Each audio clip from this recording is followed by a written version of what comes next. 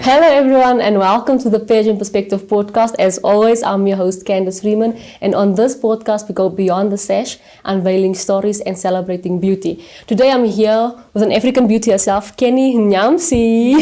Hello. Hi, how are you? I'm good, how are you? I'm fine, thank you. Can you please introduce yourself to the audience? Hi everyone, I am Keniwill Amennmpay. I am the current and reigning Miss Christian Africa Ambassador of 2024. Awesome stuff. So, can you tell us how you got involved in pageantry?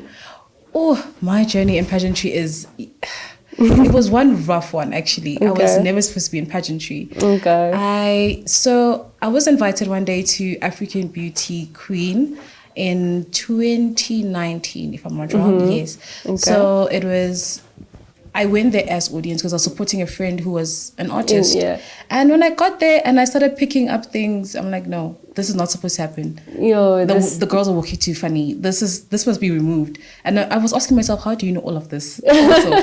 And I never saw myself going into the modeling industry, just also because of the stereotype that my mom had, that, oh, you're going to be naked. We all think that. And it was not like that. So after the event, I was with my friend at that time, and we said we're going to speak to the organizer. So I told him, I actually want to try and help where I can, and I would like to be an MC. Let's start with being MC. Wow. And he's like, why MC? I'm like, I like the MC that you had, but it needed that thing. There was something shorting. And he's like, okay, give me an interview. He interviewed me right there on the spot. And I'm like, is this how things happen? And he's like, yes, right now. And I started with my interview, and I remember what I said. I'm like, hi, my name is Kenny. Welcome to African... I sounded so baby. Yeah, and he told me, okay, we need to work on you, but then please come on the following Monday, since the schools were closed as well. So I'm like, okay. I get there and he tells me, welcome to African Beauty Projects. This is what happens here.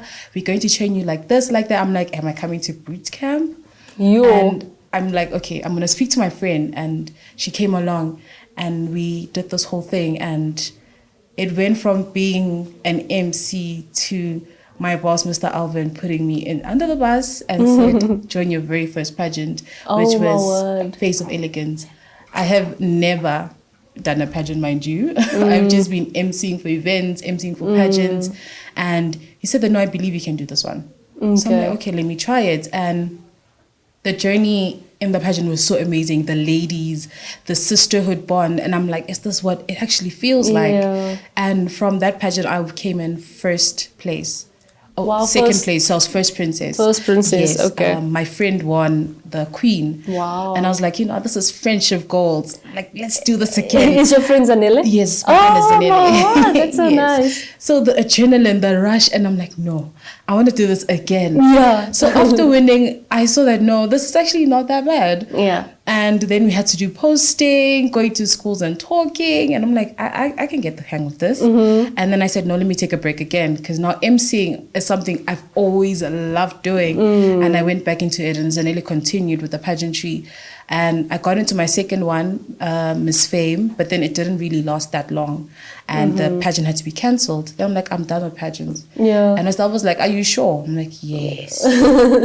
And that's when he put me in Miss Christian South Africa. Yes. So the coordinator that was here had crowned somebody else initially, and she was unable to continue. So they were looking for someone else. And Elvin's like, why don't you do this one? Like, here we go again. Yeah. It was like, I think a year or two that I had been on the stage. So I got into it, and I saw on Sunday morning, congratulations, you are the official Miss Christian Africa Ambassador. And I'm like, congrats, what? I read that message, I think, like 3 times. And I was going into church, and I'm like, no, I'll read this when I get home. And then the sash came in, and then it was time for the crown. I'm like, oh my God, this is amazing. That's beautiful. Yeah, so... Yeah. That's beautiful. What was your experience like in the Miss Christian Africa? So with Miss Christian Africa, it's very different from other pageants that I've been in. We had to compete online. seeing that we were unable to get a country that we we're going to go to and compete. So we had to submit videos that we post on Instagram, had to get likes, shares. And it was difficult for me because I have never had to record myself walking. My fans would probably do that for me. I didn't know everything, but I'm so grateful to African Beauty because they were there for me from the get-go, to recording, to putting everything together, to getting my posters done, and to motivating me. There was a point I was like, I'm not doing this. I remember I didn't submit one task because I'm like, I'm giving up. And I was like, continue. Wow. And he pushed me and pushed me. He was shocked also when he heard that I won. Even he was like, what? He was like, is this real? And I'm like, yes, I'm officially a queen. Yeah, Yes. oh, queen. So with Miss Christian Africa, did you have to like answer questions that's regarding the faith or something like that? Yes. So we were given every week or every 2 weeks, we were given questions we had to answer. So we would have to answer them like over WhatsApp or over a voice note. But if we had to record anything, it would probably be for our evening wear, a national costume. That was basically it. And as you are an ambassador of Miss Christian Africa, can you maybe just detail me the vision of Miss Christian Africa, what does it stand for basically? Yeah. So with Miss Christian Africa, me, I'm part of it now. Yes. We stand for Christian girls that have been told that you can't be Christian and model. That stereotype has to be broken. Or you can't uphold those principles and values and model at the same time. But you can actually do that. You can. And I am a testament that I am Christian. I have never had to do anything against my own will. Beautiful. Being in pageantry. I didn't have to be in Miss Christian Africa for me to realize that. I just had to be in the pageant space to know that if I'm able to stand as a Christian in pageantry, then any other Christian girl can. Wow. This stereotype of you need to be naked, you need to be what? No. You just need to find the right pageant and God will lead you. Wow. Yes. I'm so impressed. It's so beautiful. Because, I think every young girl has thought of it. Like, what if they have to do something and they're already in it and they can't say no? And doing things that you don't fully agree with, it actually eats away at you. You don't know it, but slowly but surely it does eat away at you. So to know that you are upholding your Christian values while you're partaking in this competition is beautiful to know. Can I just start off with what fuels as a director, because you do direct, but I think we can answer this question on both sides, as a director and as a contestant. What fuels your vision in pageantry? What fuels you? I just enjoy being with different girls from different backgrounds and getting to know them, the culture, the way they think, they function. It really boosts me as well. Yeah. One, it helps with IQ. And two, it just makes you feel safe wherever you can go. In pageantry, when I started, I was forced. But now I feel I'm no longer forced. This is where dreams become a reality. This is where you can break the barriers of I am dark skinned or I am chubby. I am not plus size, but then I am bigger than the normal size models. And I think that is one thing that helps me all the time is body positivity and being your authentic and unique self. Beautiful. And I think sisterhood is a big part of it. Having a community of girls that encourage each other. Yes. I think sometimes as girls we're so intimidated by each other and we never get to really enjoy our own company as females. So with directing pageants, can you tell me how you go about that? How do you go about directing pageants and what do you think makes a pageant run successfully, especially at grand finale? Yes.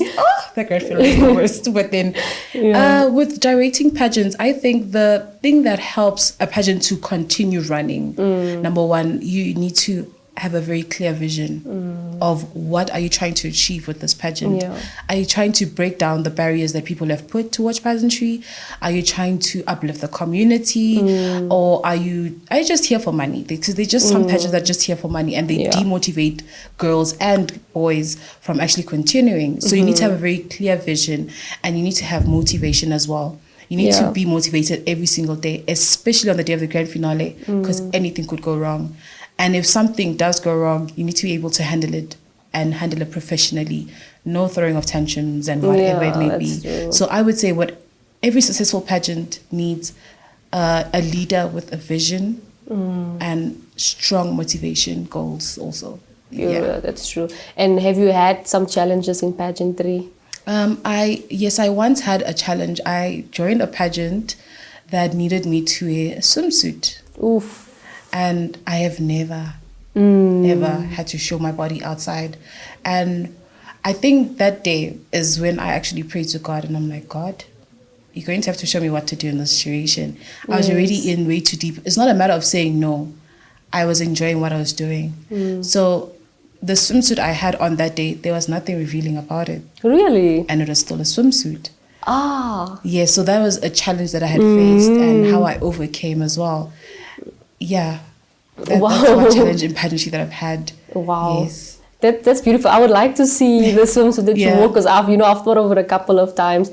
Sometimes like with the swimsuit that you wore, you wore it because you were honoring God and you were honoring your body. But some girls would be like, but I'm not going to look as appealing as the other models. But you were like, listen, I can still. I can do this still. That's beautiful. For yourself and going forward, what legacy would you like to leave behind? So being the brand ambassador of African Beauty Project, I want people to remember me as the girl that helped every other girl or every other boy live up to whatever expectation they put of themselves in pageantry. And people used to call me Auntie K, so I've got like this rich auntie vibes that I give. See, rich auntie vibes. Yeah, it has to be rich. That's beautiful. But I want people to remember me as the girl that never stopped believing and never stopped going, continued motivating, continued changing, because even in the area I'm in, it's very hard to say that girl is a good girl or I finished school, I broke down one barrier, I'm the first matriculated in my family, the girl that broke down every barrier. Beautiful, yes. Yeah, that's the kind of legacy I want to leave It went behind. beyond the limitations. Yes. Like you said, beyond the sash, I'm going beyond the limitation. Yes. You know why I think the contestants would call you Auntie K? I think you have like a very strong aura. Yeah. And it's like someone you can lean on. You'd be like, listen, if I fall here, I'm catching. Yes. Onto this. That's the beautiful thing about it. Yeah. For anyone that wants to go into pageantry, you can give this in a perspective of a contestant that you've been before, and as a director. What can you advise them, and what can they anticipate? I would say go in there with a clear mind. Expect the unexpected.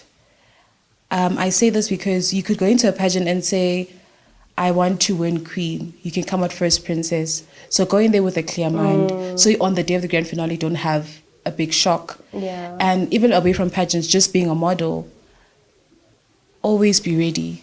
Always be ready. Always be ready, and do not let society stop you, because society will say a lot, but then it's up to you to change the narrative. That's true. Yeah. Before I close, do you maybe have any last words of encouragement for anyone out there?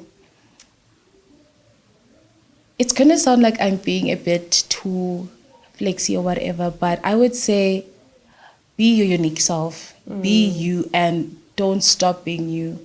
And always pray, because no matter what religion you come from, have a clear mind, have a set belief, and if you can trust in yourself, then anything that you think is impossible can become possible. That's beautiful. I like that you said have a set belief and trust yourself. That's beautiful. So can you tell me what motivates you in life? It's my mother. Wow. This is because she had to raise my siblings and I on her own. And it wasn't easy for her to do so. I remember just yesterday, I was texting her in the morning and I'm like, we don't tell you how much we love you. Yes. But then just know we always pray for you and we love you a lot. And that's why we always work hard to make sure that we make you proud. So it's my mom. Every day when I wake up, I'm just like, God, make me the best ever. Like, even if I have to be the richest in this world, just to make sure my mom benefits from it. And even my dad, even though he was not there almost half of my life, but then now that he's there and he's cooperating with my mom, also for him, he might think that I'm sidelining him, but no. But I do this for my parents. Beautiful. Yes, they brought me into this life, into this earth. I should give back to them as well. That's beautiful. Mom and Dad, can you give a shout out? That's nice. How do you, because you did say you're an MC, right? So I want to know, as an MC, what is it, how do you prep? Firstly, how do you prep for MCing? And then in the pageant, what helps you do your job better as an MC? Yeah. So what do you expect? How do you expect the pageant to run to help you do your job better? Okay. But let's start off with how you prep for it. Okay, so I'm one MC that likes to change outfits because I feel like my outfits give me different personality that I could, show to the crowd. And, keeping up the crowd, you need to bring some extra sauce and spices. I see. So it would be firstly the outfits. I have like maybe 3 or 4 that I bring with me on the day as if I'm competing. But I want to be as if I'm a contestant and shock them. Yeah. And also having the pageant being very organized, they should send me the schedule and everything. And I like also doing a bit of research, knowing about the pageant more. That way when I go into the crowd, I don't look like I'm clueless. Yes. And and then just wake up in the morning the next day being very excited. Let's do the excitement that's kick Yes. in. What are some of your okay, you can mention your strengths and weaknesses from your perspective. I know that's a difficult question for some people. And then your weaknesses obviously are things that you'd like to develop. So maybe you can mention some of that as well. Okay, let me start with my strengths. I'm a very great speaker. That is one thing I was never really confident about. But then when I eventually broke the barrier and started emceeing with African Beauty Projects, I realized that I'm a very great speaker and I can easily motivate anyone to be their best with my voice. So public speaking. Yeah, beautiful. What other strength do I have? I think you mentioned my aura and stuff. Oh, when I get into a room, I want them to feel very warm and loved and feel like anything is, I can cry on her shoulder. It just has to be like that. In terms of weaknesses, we never know our weaknesses. I think that's one thing I've never actually thought looked of. in or But thought of. Maybe in emceeing, do you think there's something you can work on with regards to emceeing? I think it would be just being a bit more open with the kind of events I can go to, because I've only strictly been in pageants or a runway here and there. I've never actually done emceeing for other places. I've always been in one place. So I think it's branching out. I need to learn how to branch out a bit and also to grow in the emceeing business, because it's not easy being in it. When I started with it, I saw that, oh my word, you could actually have a breakdown while being on stage because everyone's looking at you. Yes. You are driving these people. Oh my word. I thought I was the only one. No, I one day, I remember on the first event, which was Miss Johannesburg. I don't know if they still run the pageant. So I went there. That was the first big pageant I had to MC for. When I went there, I saw so many people I don't even know, and contestants I don't know. Yes. So I got on stage and I remember I was like, greetings everyone and welcome to Miss Joburg. And then I paused for a bit because my mind was like, people are looking at you. This is a big audience. And then the co-host helped me just to cover up there because he saw that I was going to have a breakdown. So yeah, I think it's just being the best and having people want you back all the time. Because I want people to remember me. And I've got a very catchy intro also. Oh, that's nice.